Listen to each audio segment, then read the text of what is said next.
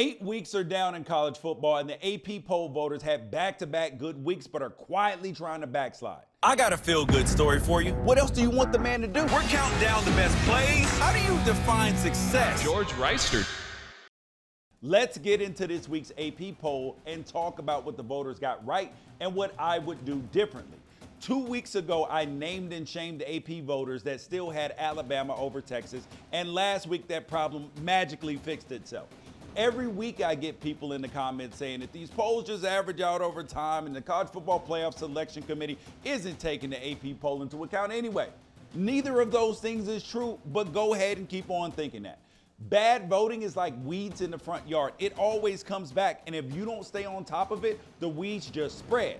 So now on to Matt Marshall at the Orlando Sentinel and my friend John Wilner at the San Jose Mercury News. I see you. Put Alabama back where they belong, behind Texas. Ewers is out, but we have not seen that Texas is bad now. Zach Klein at WSB. You aren't the only one that did this. In fact, 12 other voters did this too, because I got to call you out because you're a repeat offender. You have Utah at 12 and Oregon State at 14. And who was Utah's one loss to? I'll wait while you look it up. And if that wasn't enough, we have 6 AP voters that have Missouri ranked above LSU. One of them, Ryan Thornburn of the Casper Star-Tribune, has Notre Dame 8 spots ahead of Louisville and Missouri 3 spots ahead of LSU, and both of those teams behind Air Force. Come on, man. At the very least, we need an alert on these ballots when a team with similar records is put below the team they beat.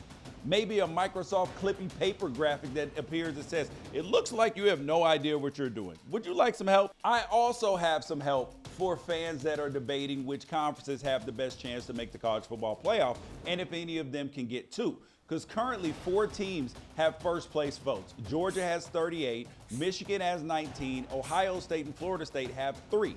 Now, we know that this won't be the final college football playoff grouping because both Michigan and Ohio State are in the Big Ten East. And the best that one of those teams can do is 11-1. And while Michigan and Ohio State won't be in the college football playoff together, whichever of these teams wins the head-to-head is probably the only team currently in the top 4 that isn't at risk of falling out of the playoff picture altogether. And I'm not saying that the Georgia Bulldogs are in trouble. I'm saying that Georgia has been walking a tightrope at number 1 for so long that they may have forgotten that they're not down here on the sidewalk with the rest of us. And while that number 1 ranking might make them feel invincible, they're just one down game away from not only losing the top spot in the AP poll, but they could fall out of their 1-game lead in the SEC East. The 2 teams behind Georgia in the SEC East right now are Florida and Missouri. Both only have 1 conference loss, and both happen to be Georgia's next 2 opponents. In the SEC, head-to-head record is the tiebreaker. And before you accuse me of being a hater, I never said that Georgia was going to lose. I'm saying they can't afford to lose because there's no grace period this year. The cost of the college football playoff is probably going to be perfection for Georgia, and they can't afford to have a game like North Carolina did last week. Not when there are still 15 Power 5 teams with 1 loss or less, only 5 weeks left before conference championships.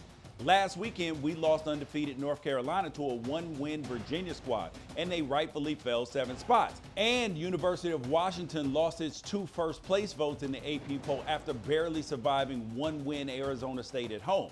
And if it's true that losses are opportunities to learn lessons about yourself, let's just say that some of these supposed bad teams have done a lot of learning this season and are dangerous.